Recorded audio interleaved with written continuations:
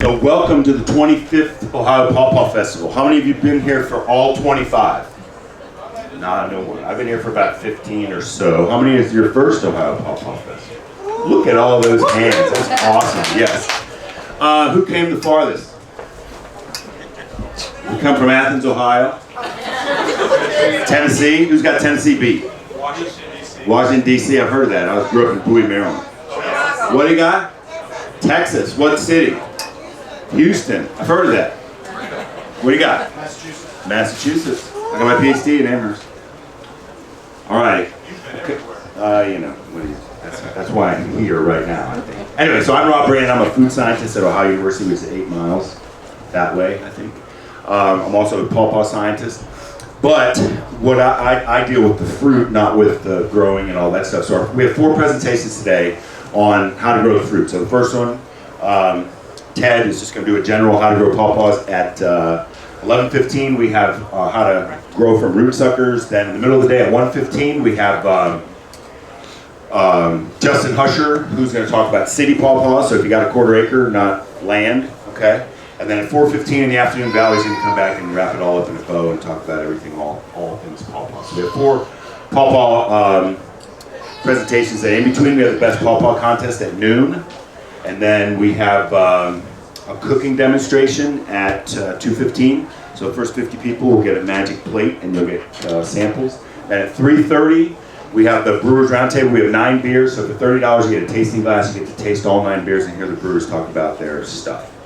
Okay, so that's the schedule of events in the Pawpaw tent today. So now that I've taken all of Ted's time, I want to introduce Ted. Thank you. He's going to give a presentation on So You Want to Grow Pawpaws. So you want to grow pawpaws?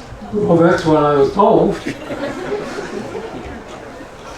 I belong to the Backyard Fruit Growers, and when I joined, I wanted to know what the problems were. I was listening to all the other experts in growing apples and pears and cherries, but they were a disaster with the pawpaw. So I dug into the issues and the problems, and I was here 20 years ago to learn about pawpaws. So maybe another 20 years, one of you guys will be out here presenting. A little about my background.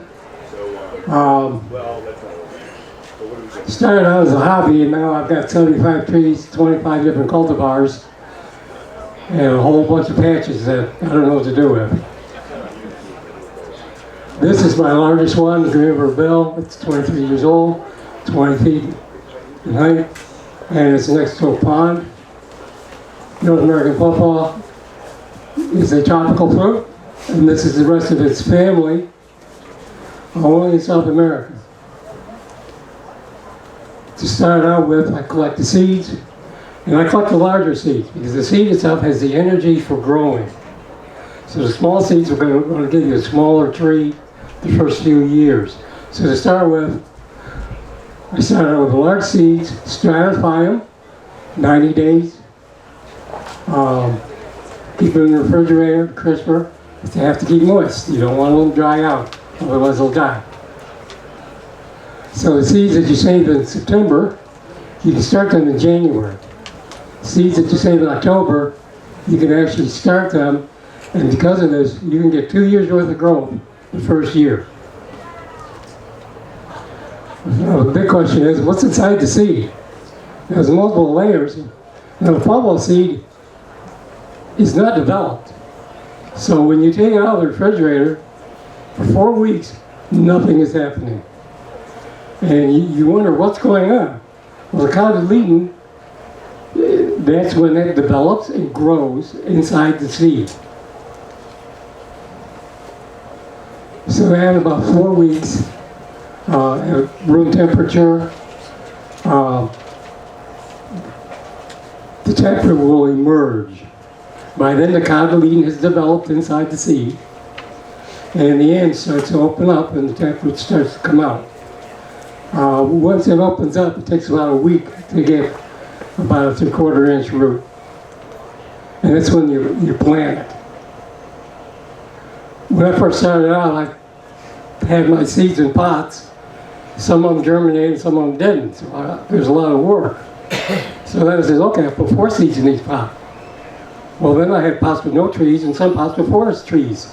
I go, well, that doesn't work. So the method is, what I showed before, is a clamshell that you get from the grocery store instead of throwing them out. So I did this for a while. Now I've gotten a little lazy. So the seeds that I've saved, I have my seeds, I label them so I know which fruit they're from. And so what I do is, after I wash them from the refrigerator, I'll take a moist paper towel and stuck in there and put the seeds on top. So after about 4 weeks, then I started looking for that taproot. And that's when you can plant it. Now the taproot now is going to grow in the ground. It will develop between 5 to 9 inches, depending how dense your soil is. Now, what's unique is after about 4 more weeks, the seed is that taproot is going to stop growing. It knows that it's used a high percentage of the energy that's in the seed, so now it's looking for the surface. It doesn't know how high it has to go to get light. So it'll develop a little hook, which I pointed out here. And this one here, the hook is even bigger. So when the hook comes out and hits sunlight, it'll turn a pink color. Now the roots will start growing again, and the cotyledon will start pushing out a stem.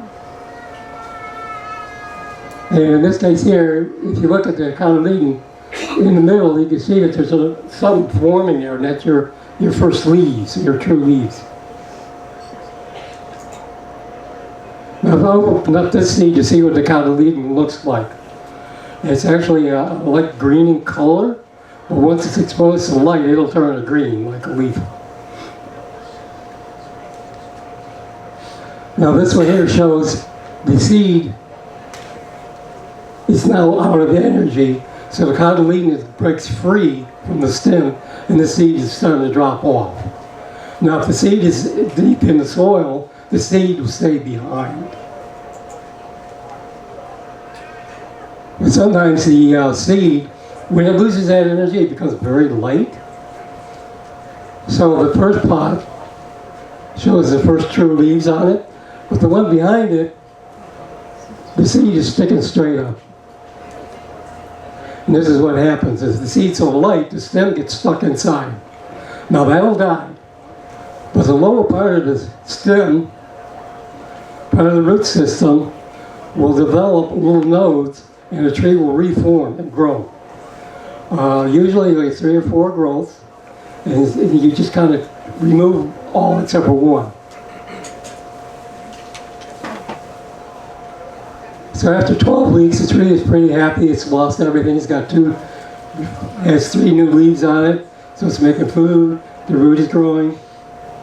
It's happy with the light. So to summarize, the first 4 to 5 weeks is just to get to that root. The next 8 to 9 weeks, you see the roots and then the hook. In 10 to 12 weeks, then you get your small tree. So you have to be patient when growing pawpaws. This was an odd one I came across. I planted a couple of small orchards, and we were getting ready to plant this one. They had 2 stems on it. I just left them. But part of the soil on the top is loose, so there's 2 stems and 2 roots from one seed. When I first started out, I used soda bottles. 2-liter soda bottles will give you the 9 inches that you need for the taproot. Anything shorter than that, you're going to stunt or ruin your tree. My oldest tree is one of my shorter trees because it was started in a 4-inch pot and the taproot was damaged. What you can do is when the taproot, even with the 9-liter soda bottle, after 2 years the taproot is down at the bottom. When you plant it, you cut that off. It will grow a new taproot from that point on. But if it's spiraled, well then the tree is confused on what to do and you'll stunt the tree. Commercial-wise, the 14-inch pots, I bought a case of those. See, lifetime supply for me.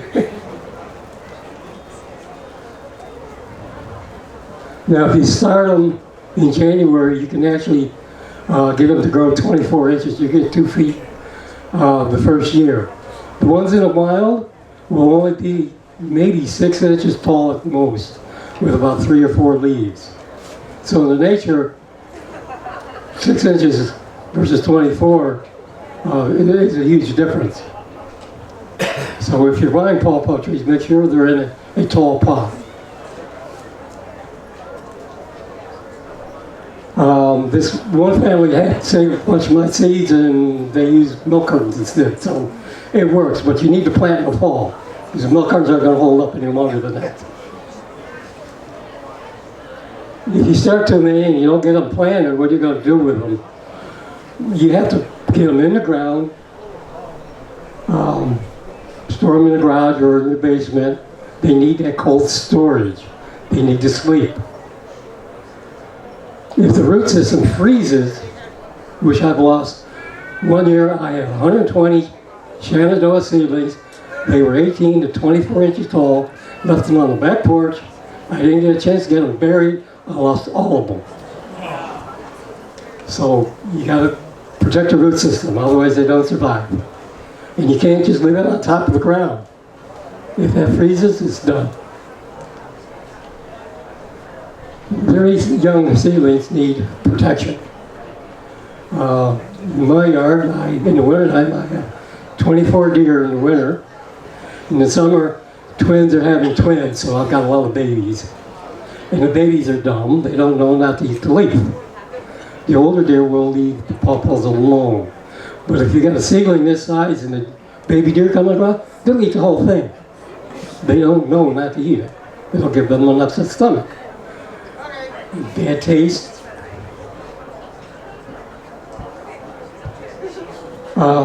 Trees this size here, when they go dormant, rabbits in the wintertime will actually nip them off and leave them about 2 inches tall. It won't kill a tree, it'll come up from the stem. Now for me, I planted years ago, the property where I live is 2 acres, a little over 2 acres, and in the back I planted a whole bunch of pine trees. I made my own campground, fire pit, and so I planted pine needles, and that's what I use for mulch in the wintertime for the trees. So a lot of these pictures you will see the pine mulch on top. And pine mulch, about 6 inches deep, will take about 3 years to fully decay. All the way to the bottom, 2 inches will disintegrate and go into the soil. Some of my friends. The one on the right is my pond, and right now it's bone dry. They're checking for water. So these pictures are old. When I first started, I had fences around everything. Home Depot was a friendly place for me to go to get a lot of fencing. A lot of people who have orchards, they fence their whole property.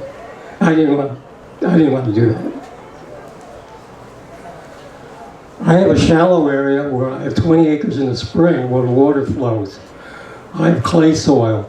Clay soil has a 3% perk rate, so it holds a lot of water. Fortunately, pawpaws love water. When I first started, I started planting pear trees, and after they started to slow down to bear fruit, the root system rotted. Starved to death from oxygen. So fortunately with pawpaws, I can plant them. The 2 weeks I get runoff, or if we have a tropical storm, in this area here, I've had up to 8 inches of water flowing through this area with a tropical storm.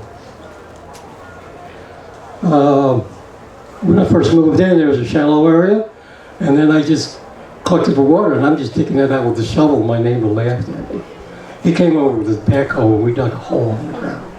So there's a whole 8,000 gallons of water. And for me, that's enough where it keeps the clay moist, and the trees are happy behind that. But I'm also learning, so I have other parts in the yard where I plant pawpaw trees to see how well they do and how well they'll survive. Pawpaw trees are a very smart tree. They learn to adapt to the conditions that are around them. But they need a lot of care the first few years to get started. Another view. Now, one of the questions is, how far apart do you plant them? This is a sunflower tree, and this is one of my daughter's friends. They bought an old farmer's orchard, apple orchard, and the apples were turned into houses. But in the back of the house was a pawpaw tree. This tree was 45 feet wingspan. So they will get big if you give them room. So I recommend 15, 18 feet for homeowners. 1 or 2 trees. If you want fruit, select your favorite ones. That's what all the pawpaw tasting is for. So figure out which ones you really like. Don't ask me which ones I like, because there's too many. In the orchard, 8 feet apart, 24, the rows are 24 feet apart. Sun scold is a problem, because in the orchard they trim the lower limbs. So when the sun hits it, sun scorching is a problem. As a homeowner, you want to leave your lower branches, because you want your fruit where you can reach them. Now, if you got a really small yard, this works fine. So this house owner planted 2 pawpaw trees. They're about 12 to 18 inches apart, and it'll grow as a single tree. You'll cross-pollinate, and you'll get abundant fruit, more than you know what to do with. Okay, next we'll see questions, and we'll only see flowers. As a group, I give a home tour, and that was one of the most frequent questions is, we want to see flowers. And I went back through my data, and the first 34 trees, the first 35 trees, 34 of them took 7 years from seed to fruit. Now, under ideal conditions, you could get it down to 4. And I explain people how to do that, and they've been able to do that in 4 years. Now, the little round knobs is where the flower bud is. And as I stated, the flowers develop this year for next year's flowers. And the other question is, when I teach a course, I have all these photographs that I use, and they always ask me, well, when do they flower? Well, out here in Ohio, you're about 10 days ahead of me. So my fruit is just beginning to ripen when I come here, so I can't bring my large fruit here because they're still growing. So I've got April 10th and April 26th. You can see the different sizes in their growth. That also depends on the weather, how much rain, how much sun that you get. And again, the flowers with the dates. This would be central Pennsylvania. It took me a long time, but I finally was able to take a picture that explains what I call the 5 stages of pawpaws for the flowers. And this picture shows all 5, if you look carefully. And so they're not self-pollinating. There's a few exceptions, there's always exceptions. But in this case, the female matures first. And then about a week later, then the male does. But by the time he matures, she's already done. So it's key to have at least 2 trees to get maximized fruit. The other issue with maximizing fruit is it needs a minimum of 6 hours of sunlight. If you get to 6 hours, the tree is going to be very happy and it'll give you abundant fruit. If you have a super crop here, you're going to end up breaking a lot of branches. And I do thin a little bit. In this case, the question is, well, who does the pollination? The pawpaw tree was here before anybody else was. So we're going to say, we won't say the dinosaurs, but sometime after that. So in North America, what pollinated? Originally, there was no bees in this country. Everything's been imported. Hitchhikers were on purpose. In this case, we did flies. It's a small fly, very small, and I've been able to take a bunch of pictures, and these actually came out fairly well. If you go on the internet, you'll see some other pictures of people posted with the flies pollinating. These guys are small, so they don't like wind, they don't like rain. A raindrop hits one of them, this is just killing them. Like hitting them with a hammer. So they need a place to hide. So the mulch that you have around the trees, they will hide in that mulch in bad weather. They also like warm weather. So in the springtime, we like the nice sunny day with 50, 60 degrees, the sun is out, feels good. Well, it feels good for the flies too, and that's when they pollinate. If it's too cold, they'll wait.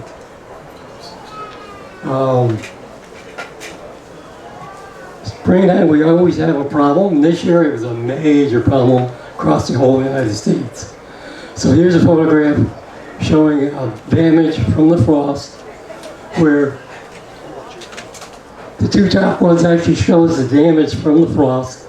The bottom one is still okay, it will develop. In my case, my thermometer was 34 degrees. I went and looked. I had some smaller trees and I had frost damage. I checked my flowers, they were fine. 2 weeks later, I go back, they all dried up. What happens, the flower's upside down, holds a little bit of heat, so the flower is fine. But the stem on top was exposed to the cold, froze, now the flower dies. This is Overleaf, 2007. The fence is now open, but I still keep part of the fence around just to discourage the buck, because in the fall time, he loves to rub his antlers on that bark, trying to feel better. And here we go, showing a couple examples. I have a lot more in here, showing the fruit developing. Most fruit trees have what they call fruit drop. In this case, Pawpaws do the same thing. So I've given out 4 examples here. Prolonged drought. I happen to be in an area where we get droughts. I live in Montgomery County, and they have all these flood warnings, and then they do a 4-day summary. In the middle of Montgomery County, we get no rain or ½ inch of rain, everybody else gets 6 inches of rain. So the rain has to come at a proper sort of angle for me to get enough water for my trees. The biggest one for seedlings is when a tree is 7 years old, it starts to develop flower buds. The tree is learning what it needs to take out of the ground. There's a relationship between the fungi in your soil and the root system.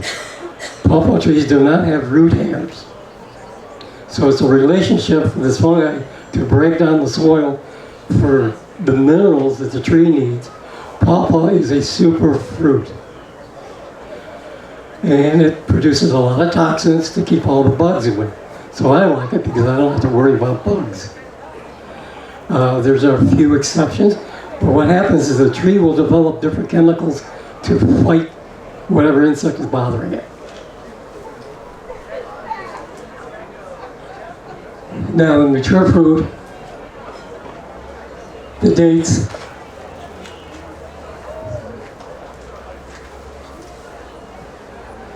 the one with my hand in it, that's actually talking.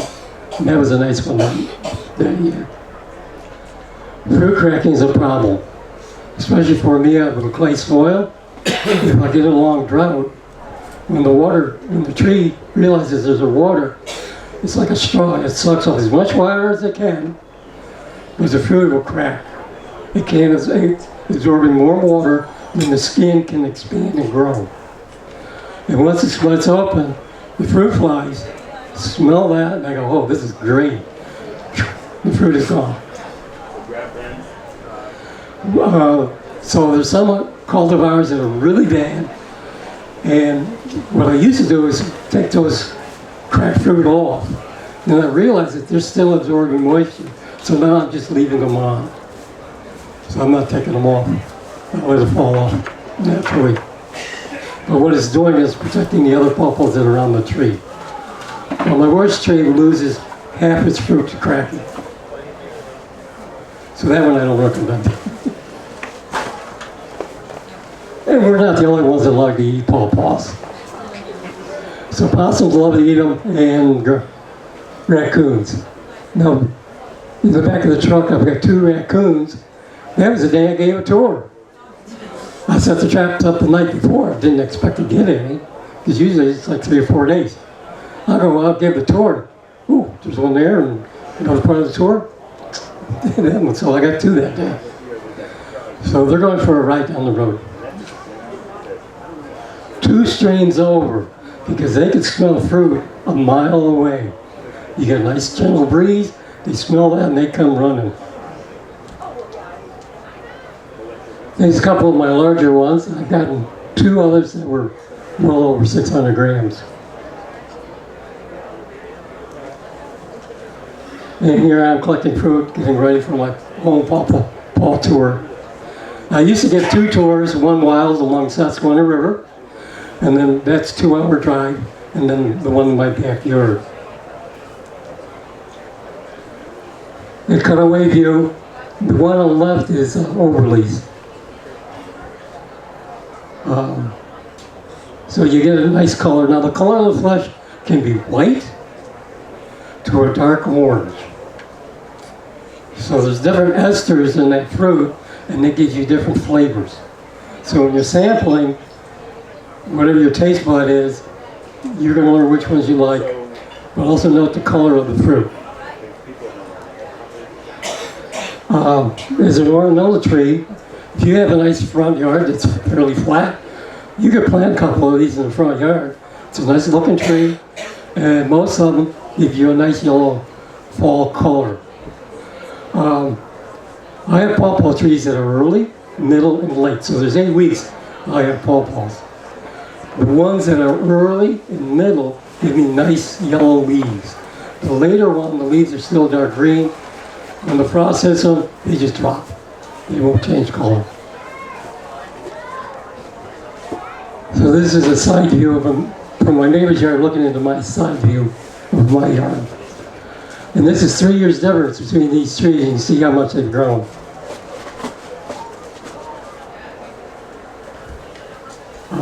The one I told you about the fruit cracking, that's the one on the right. In November we had a couple of heavy frosts, all the leaves fell off. And I had all these pawpaws on the tree, still hanging in there. There's large fruit. If there's no frost damage, the fruit is when it ripens is good. But once that fruit freezes on the outside, it'll never sweeten up. It'll always taste sour. So it's not edible after it freezes. My sister lives just south of Syracuse, so I have pawpaw trees growing in her yard, and they do fine at minus 30 degrees in the wintertime. So pawpaw trees are hardy, and those are seedlings started from my yard. So those are middle ripening. She gets the first few off the trees, so if she has a warm fall, she gets a lot of pawpaws, more than she can handle. But normally she only gets 3, 4, 5 pawpaws, and then the rest of them freeze, and she just decompose on the ground. What's interesting here is this is an advertisement in newspaper, 10 pawpaws for 12 cents.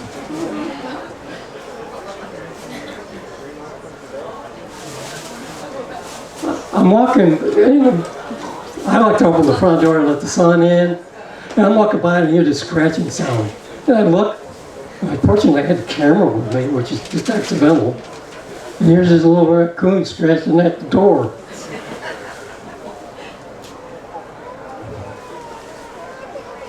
Okay, time for questions. This is my email. Anybody with questions that doesn't get answered here? The experts on the left, 10, can answer most of them. So there's my email, you can copy it. This is a bald eagle. I almost stepped on the silly thing. She's new. I probably her first catch of squirrel, which is fine because I have pear trees and squirrels love pear trees. So we have plenty of time for questions, but we do have to get ready for the next one. So however many questions we're going to ask away, but in about 15 minutes, if we're still asking questions, what I'll ask Ted to do is to walk over here to my left, your right, which is the booth of the North American Pawpaw Growers Association.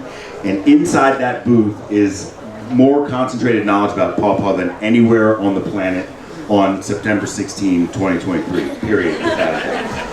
Okay, so ask your questions of Ted. If not, we'll move over that way, but who's got the first question for Ted?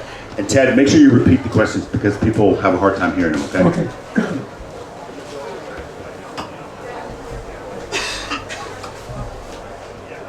Go ahead. Hi, thank you for your presentation. I didn't hear what you had said. What causes the cracking of the skin? Is it drought or too much water? Both. Well, the tree is slowing down. It's trying to conserve water. Now, there's a thing that I didn't mention. Pawpaw trees will actually put water in the ground. If you get a heavy dew, those leaves will absorb water. Because some of these droughts, I've gone around checking underneath the tree, and the mulch was actually wet. I'm like, wait a minute, this tree needs water. Why is this wet? It's because the tree is absorbing that moisture from a heavy dew. So if it gets cold enough to get heavy dew, it'll put moisture in the ground for the tree to use later. And what happens is, when you have a drought, the tree is slowing down. You get a 3-inch rainstorm comes in, and the tree just goes crazy with water. And so it sucks it all up, and it fills all the trunk, the wood, leaves, everything, and it's still sucking it in. The fruit itself is absorbing too much water, and that's when it cracks open. So if you water it during the drought, that'll prevent? Correct. I don't have irrigation. Homeowners will not have irrigation. If you're going to build an orchard, irrigation is a requirement. Because I've seen too many orchards started, I don't know, this is wrong, and they lose all their trees because of that. So they need water. It's a tropical fruit, it's a tropical leaf that just survives our winter.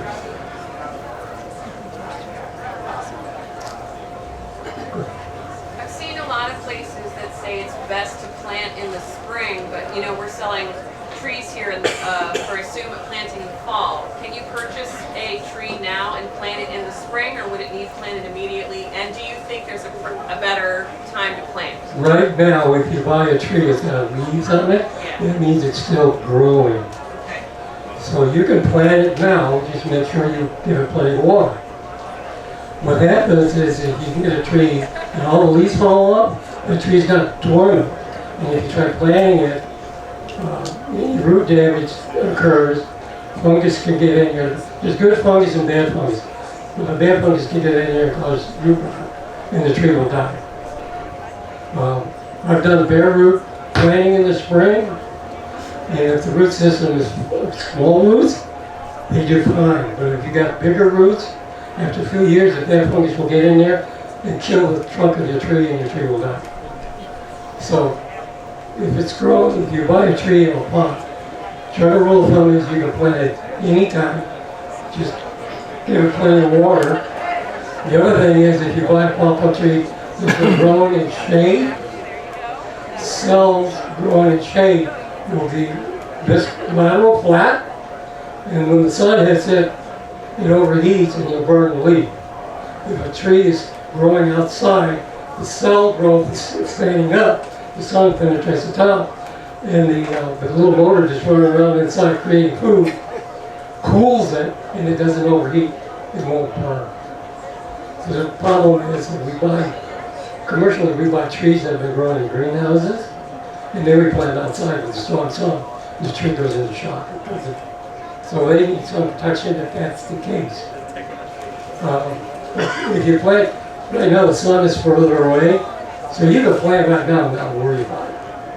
Well, springtime is fine, fall time is fine, as long as there's leaves on it. There's no issue. To make the point, I planted a tree on Groundhog's Day, Pennsylvania, just for a kick. I dig the hole ahead of time, and then I wait for Groundhog's Day and I planted it. They did fine. If you plant one now, and so then you water, like you said, when you stop watering it, or you keep watering it all the way through winter? No, you don't need to water it in winter. You need to water it in between the rainstorms. Because right now we're getting more rain. Right. So as long as the ground is wet, it'll be fine. But like when everything is frozen over, you No, you don't need to water in the winter. In the wintertime, the tree goes dormant. Now, one of the issues we had is with grafting. And it was an issue that I was trying to figure out what was going wrong. And the second time I came to the higher Pawpaw Festival, one of the instructors made this comment. The root system, when the tree goes dormant, the top part goes dormant, like all the other trees, pawpaws are unusual. Their root system goes dormant. So in the springtime, we're grafting dry sign-wood under dry rootstock. So you're not going to get good results with that. So in the wintertime, the root system has gone dormant. It doesn't need any water. So how do we know when to stop watering it? The ground is a sponge. It'll just absorb the water and dissipate it.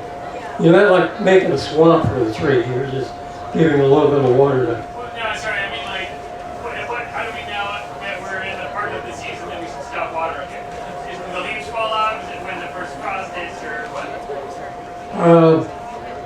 When you have the first frost, you can stop watering it.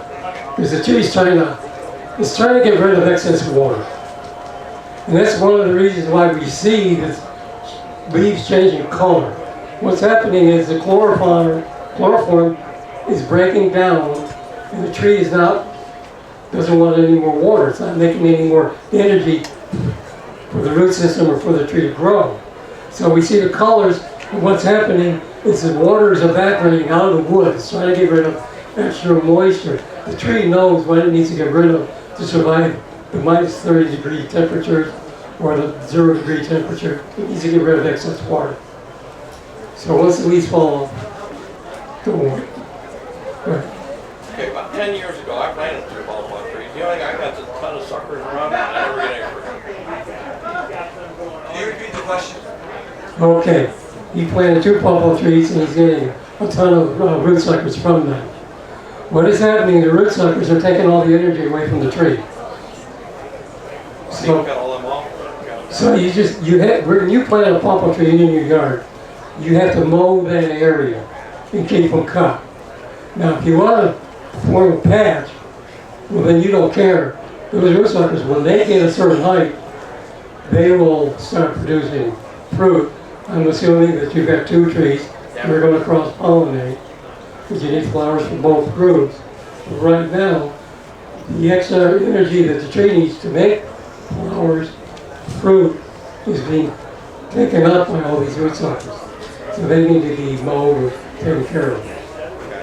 Now once those root suckers get 10 feet tall, then they'll start wanting to.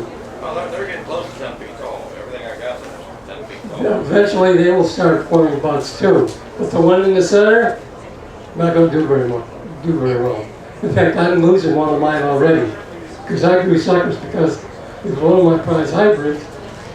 And I wanted the root suckers starting orchids with them. I don't have to graft onto them. What happens is taking all the energy, and when there's a drought, who gets the water first?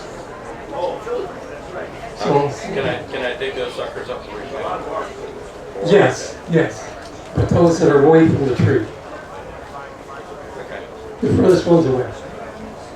I can answer further, but you'll get into the next period's discussion. I don't want to refer about it. You mentioned that you can go from seed to fruit in 4 years. Correct. How do you accomplish that? A lot of mushroom soil. Say that again? A lot of mushroom soil? Mushroom soil. Yeah, what he did is he does, for me, when I planted the tree, 12 bushels, I had clay soil. 12 bushels of dirt out, 12 bushels of good topsoil in. And that's what I did with my trees. And then I realized that I was getting roots, suckers in the clay soil, so they adapted to that. Clay soil, roots grow in clay soil in the springtime when it's wet. In the summer when it starts drying out, it's like a jackhammer, so the roots aren't going to grow that much during the summer.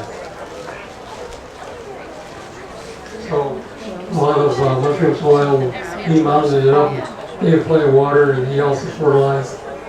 And you can get a lot of growth. But the trees were 6 feet tall. and have fruit. Can you root pawpaw branches? No. Nope. Won't work. Green wood or even old wood, it doesn't work. Unfortunately. Any other questions? Yeah, right here. Do you have a recommendation for how much sunlight?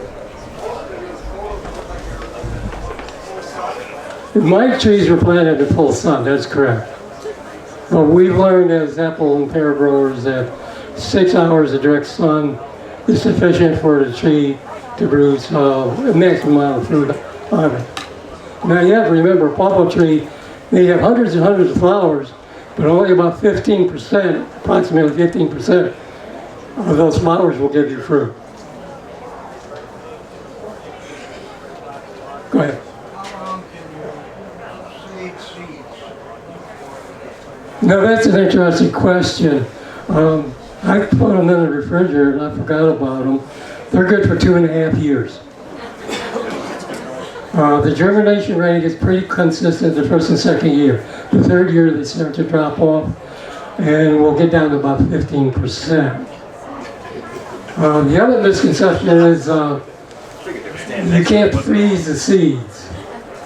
Well, when I do the wild tour, I bring a lot of fruit home, and they're small, and I just dump them on top of a garden where they thaw out, freeze, thaw out, and freeze. I planted in the springtime, I rototill, planted my vegetables, and then in the middle of the summer, I'm rototilling. I had pawpaw seeds. I had 6-inch roots growing in my dirt, so I just dug them out. So there's always a small percentage that will survive. The other unusual thing is, I've stored hundreds of seeds in my refrigerator in sealed bags.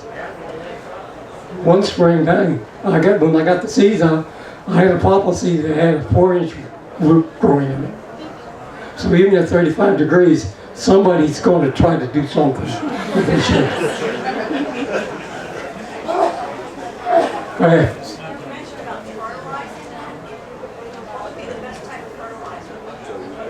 Very old tree mulch. These are the native stands are ravines along the river. So when the wind blows, all the leaves goes into these ravines. It decays. They're high demanding for fruit. The tree, high demanding in the minerals that are in the ground. It's a superfruit. Has all these chemicals, amino acids.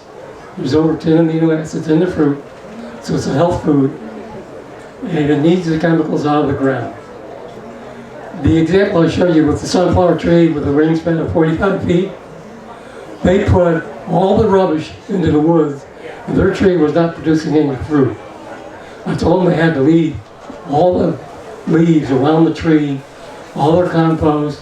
Within 2 years, they were having fruit again.